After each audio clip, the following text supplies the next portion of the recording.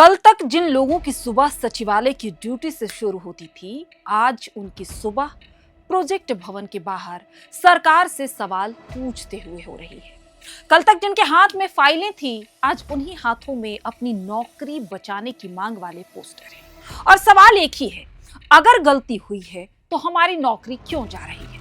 झारखंड में JSSC CGL परीक्षा को रद्द करने के राज्य सरकार के फैसले के बाद प्रोजेक्ट भवन के बाहर ऐसा ही नजारा देखने को मिला, जहां कल देर रात से ही बड़ी संख्या में असिस्टेंट सेक्शन ऑफिसर्स और दूसरे चयनित अभ्यर्थी प्रदर्शन कर रहे हैं। नाराजगी सिर्फ इस बात को लेकर नहीं है कि परीक्षा रद्द कर दी गई, असली बेचैनी इस बात की है कि जिस परीक्षा को पास करके, जिस चयन प्रक्रिया से गुजरकर, जिस नियुक्ति पत्र के बाद वो सरकारी दफ्तरों तक पहुंचे थे, अब उसी प्रक्रिया पर सवाल खड़े हो गए हैं। और इस वीडियो में हम इन्हीं सवालों पर बातचीत करेंगे। नमस्कार, मेरा नाम प्रियंका मिश्रा है और आप देख रहे हैं एयर नाउ। जेएसएससी सीजीएल चयनित अभ्यर्थियों की कहानी शुरू से समझते हैं। किसी ने महीनों पढ़ाई की, किसी ने सालों तैयारी की, किसी ने घर वालों से पैसे लिए, किसी ने दूसरी नौकरी छोड़ दी, वो भी सरकारी नौकरी। परीक्षा दी, नतीजे का इंतजार किया, चयन हुआ और फिर नियुक्ति मिली। इसके बाद कई अभ्यर्थियों ने सरकारी विभागों में काम करना भी शुरू कर दिया। ये उनकी नौकरी थी, उनकी कमाई थी, उनके परिवार की उम्मीद थी और शायद उनकी जिंदगी का अगला अध्याय भी। लेकिन अब एक सरकारी फैसले ने सब कुछ फिर से अनिश्चित कर दिया है। प्रदर्शन कर रहे अभ्यर्थियों की बातों में गुस्सा है, आक्रोश है, लेकिन उससे कहीं ज्यादा मन में डर है, खौफ है। और यहीं से इस पूरे मामले का सबसे बड़ा सवाल निकलता है कि अगर परीक्षा में गड़बड़ी हुई थी तो उसका जिम्मेदार था कौन? क्या यह जिम्मेदारी उन अभ्यर्थियों की थी जिन्होंने परीक्षा दी? क्या उन लोगों की जिम्मेदारी थी जिन्होंने नियमों के मुताबिक परीक्षा पास की? रेलवे में कार्यरत था, 527 मार्क्स से मेरा, BC1 से मैं एएसओ हूँ।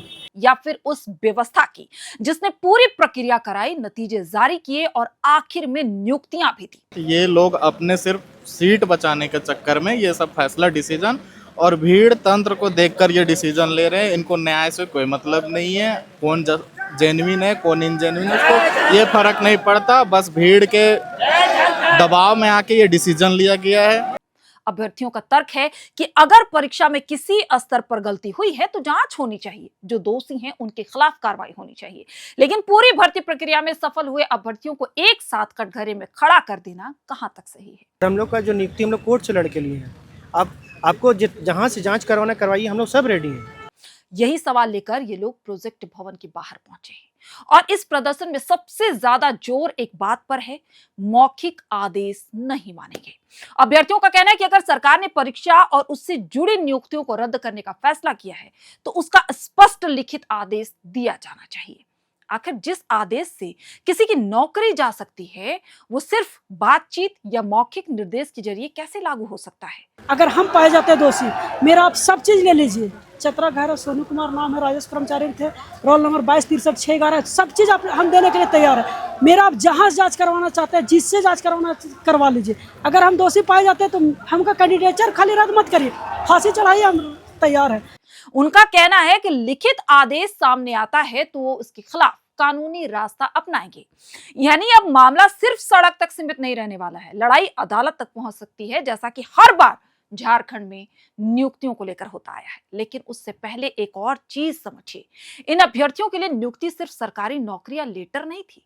नियुक्ति के बाद उन्होंने अपनी जिंदगी उसी हिसाब से बदलनी शुरू कर दी थी। किसी ने दूसरी नौकरी छोड़ दी, किसी ने अपने परिवार को बताया कि अब नौकरी तो पक्की हो गई है, किसी ने घर का खर्चा इसी आमदनी के हिसाब से सोचना शुरू कर दिया, किसी ने आगे की पढ़ाई या करियर के दूसरे फैसले इसी नौकरी को ध्यान में रख कर लिया। क्या 527 अगर 750 में कोई नहीं ला सकता है तो उसमें उसका गलती है कि मेरा गलती है? मैं होया मार्कशीट ला के दिखा सकता हूँ, इसमें मेरा गलती है कि उसका गलती है? वो कैसे बोल सकता है सब एग्जाम करप्टेड है?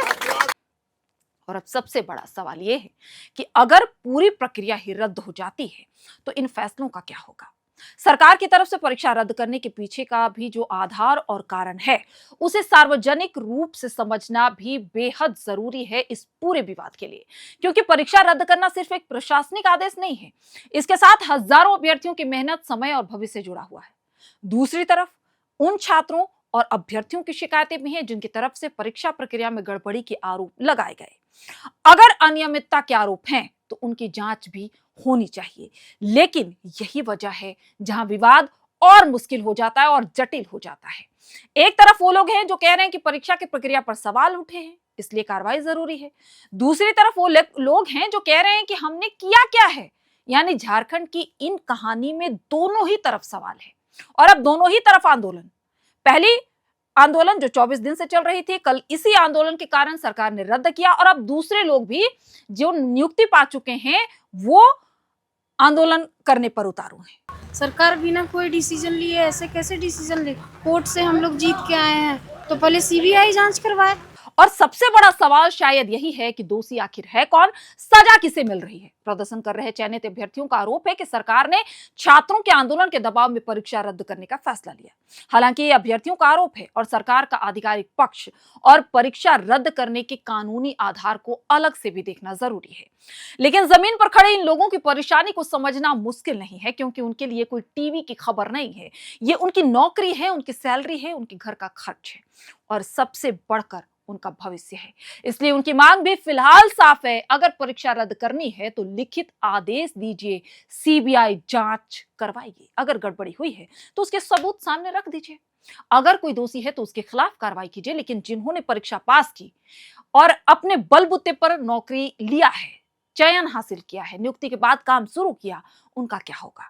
इसका जवाब भी देना होगा आपको, क्योंकि यह सवाल सिर्फ प्रोजेक्ट भवन के बाहर खड़े कुछ अभ्यर्थियों का नहीं है। यह उस पूरी भर्ती व्यवस्था पर सवाल है जिसमें एक युवा कई साल तक तैयारी करता है, उसके साथ उसके परिवार वाले भी इस तैयारी में जुटे रहते हैं। परीक्षा देता है, चयनित होता है, नौकरी ज्वाइन करता है और फिर भी उसे अपने रोजगार को लेकर सड़क पर उतरना पड़ता है। कल तक ये लोग सरकारी दफ्तर के अंदर सरकारी बाबू थे, आज उसी दफ्तर के बाहर हैं। कल तक इनके पास नौकरी थी, आज नौकरी बचाने की लड़ाई है और इसलिए इनका सवाल शायद सबसे सीधा है, अगर गलती हमारी नहीं थी तो सजा हमें क्यों? अब देखना यही है कि सरकार इन सवालों का जवाब सड़क पर देती है, लिखित आदेश के जरिए देती है, या फिर ये लड़ाई अदालत तक जाती है। लेकिन हम बार बार कह रहे हैं कि दोनों पक्षों की आवाज हम आपको जरूर पहुंचाएंगे, क्योंकि जेएसएससी सीजीएल में अनियमितता हुई है, सीआईडी जांच में भी ये उजागर हुआ है, हमने भी खबरें आपको दिखाई हैं। लेकिन इसमें कितने लोग दोषी हैं, इस परीक्षा को कैसे कराया गया, इसमें संलिप्तता किसकी है, जब तक इसकी पूरी जांच नहीं हो जाती या फिर इस आधार पर उसे रद्द किया जाए या उन लोगों के खिलाफ कार्रवाई की जाए जो इसमें गैर कानूनी ढंग से रिजल्ट पाए हैं। लेकिन जिन परीक्षार्थियों ने, जिन अभ्यर्थियों ने सालों मेहनत करके इस परीक्षा को हासिल किया है, उनसे उनका हक नहीं छीना जाना चाहिए। सरकार इसका क्या विकल्प निकालती है ये देखने वाली बात होगी। लेकिन इन सीजीएल छात्रों के आवाज भी हम आप तक जरूर पहुंचाएंगे, इनकी आवाज भी हम जरूर बनेंगे, क्योंकि हमने उन छात्रों की भी आवाज उठाई, हम उन छात्रों की भी आवाज बने जिन्होंने इस आंदोलन की शुरुआत की, सरकार से मांग की कि इसमें अनियमितता है। मांग पूरी हुई, लेकिन अब जब ये आवाज उठा रहे हैं, कल देर रात से प्रोजेक्ट भवन के बाहर बैठे हैं, तो ऐसे में हमारा भी ये दायित्व बनता है कि इनकी लड़ाई में भी हम इनका पुरजोर साथ दें। और अब फैसले का इंतजार है कि सरकार क्या कुछ करती है, क्या न्यायालय का दरवाजा ये अभ्यर्थी खटखटाते हैं। क्या कुछ अपडेट आता है हम आपको देते रहेंगे, लेकिन आपकी क्या राय है इस पूरे मामले में जरूर बताइएगा कमेंट करके। आप सभी का बहुत बहुत शुक्रिया।